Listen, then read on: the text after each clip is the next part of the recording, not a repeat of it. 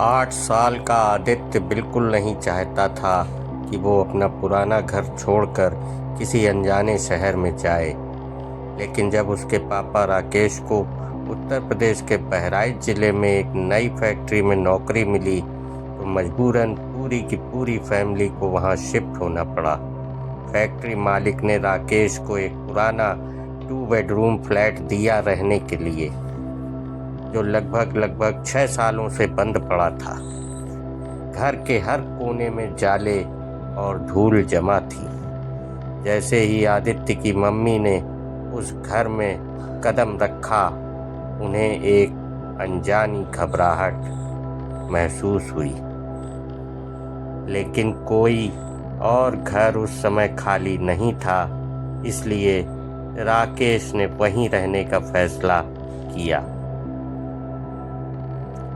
घर में आते ही पहली अजीब बात ये हुई कि साफ सफाई के बाद भी अगले दिन फिर से सभी कोनों में जाले दिखाई देने लगे। रात को जब सब सो रहे होते हैं तो फ्लैट में किसी के चलने की हल्की लेकिन लगातार आवाजें सुनाई देती।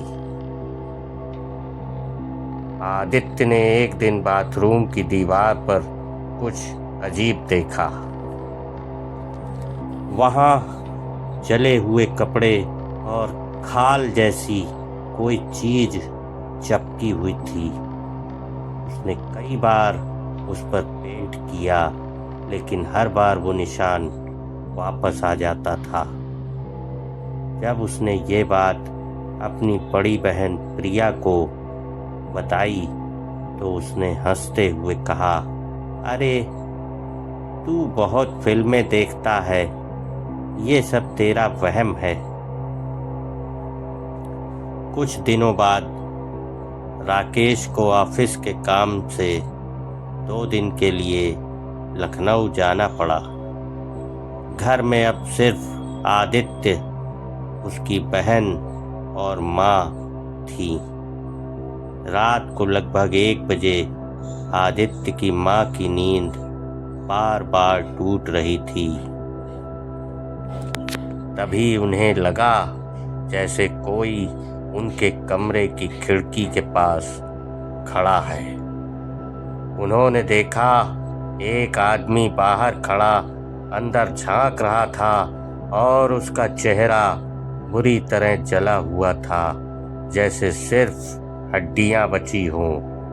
डर के मारे उन्होंने टेबल लैंप उठाया और बाहर की तरफ टॉर्च मारी। वो इंसान वहीं खड़ा था, बिना पलक झपकाए सीधे देखता हुआ। उनकी तो मानो जैसे चीख निकल गई। वो भागती हुई बच्चों के कमरे में गईं और सब लाइटें जला दीं। उनकी हालत देखकर प्रिया ने नीचे सिक्योरिटी गार्ड को बुलाया। जब तलाशी ली गई तो कोई भी नहीं मिला। माँ ने इसे बुरा सपना मानकर नजरअंदाज कर दिया, लेकिन हर रात फिर वही आवाजें लौट आती थीं। धीरे धीरे घर में घटनाएं और बढ़ने लगीं। नल अपने आप चलने लगे, लाइटें बिना किसी कारण अपने आप ऑन ऑफ होने लगीं और दीवारों से किसी के खुरचने की आवाजें आने लगीं। लेकिन सबसे खतरनाक रात थी 28 दिसंबर की, जब आदित्य के साथ कुछ ऐसा हुआ जिसे वो कभी नहीं भूल सका। उस रात बहुत ठंड थी। आदित्य और प्रिया एक ही बिस्तर पर मच्छरदानी के अंदर सो रहे थे। आधी रात को आदित्य की नींद खुली जब बाथरूम की लाइट अपने आप जल गई। उसे लगा जैसे उसके बिस्तर के नीचे कुछ रेंग रहा है, कुछ भारी, और उसके कानों के पास से सिसकियों जैसी आवाज आ रही थी। वो अपनी बहन को उठाना चाहता था, लेकिन प्रिया अजीब गहरी नींद में थी, जैसे किसी ने उसे सुला दिया हो। तभी उसने देखा बिस्तर के पीछे से एक हाथ निकल रहा है, जला हुआ, पिघला हुआ, सिर्फ 3 मोटी उंगलियों वाला, जो धीरे से उसके सिर पर हाथ फेर रहा था। आदित्य का शरीर पूरा सुन्न हो गया, वो चीख भी नहीं पा रहा था। कुछ पल बाद वो हाथ पीछे चला गया, लेकिन आदित्य पूरी रात कांपता रहा। सुबह तक उसका बिस्तर गीला हो चुका था, क्योंकि डर के मारे उसने बिस्तर में ही पेशाब कर दिया था। सुबह उसने माँ को सब बताया। माँ ने अब मान लिया था कि इस घर में कुछ गलत है। उन्होंने तुरंत राकेश को फोन करके बुलाया और उसी दिन फैक्ट्री के गेस्ट हाउस में सब लोग शिफ्ट हो गए। कुछ हफ्तों के बाद पता चला कि वो फ्लैट पहले एक लैब टेक्नीशियन को अलॉट किया गया था। 6 साल पहले एक दुर्घटना में उसकी मौत हो गई थी और उसी रात उसके बूढ़े पिता ने उसी फ्लैट में बाथरूम में खुद को आग लगाकर ख़त्म कर लिया था।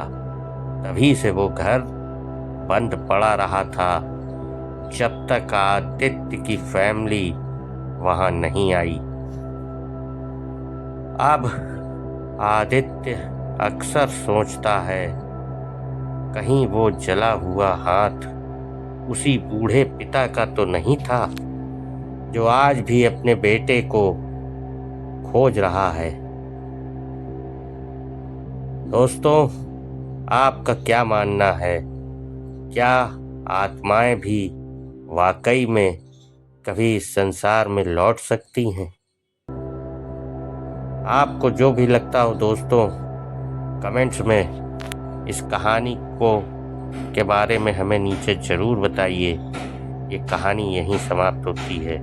अगर आपको हमारी कहानी पसंद आए तो हमारी कहानी को लाइक करें, चैनल को सब्सक्राइब करें और बेल आइकॉन दबाना ना भूलें, ताकि आपको नई नई कहानियों के नोटिफिकेशन मिलते रहें। धन्यवाद।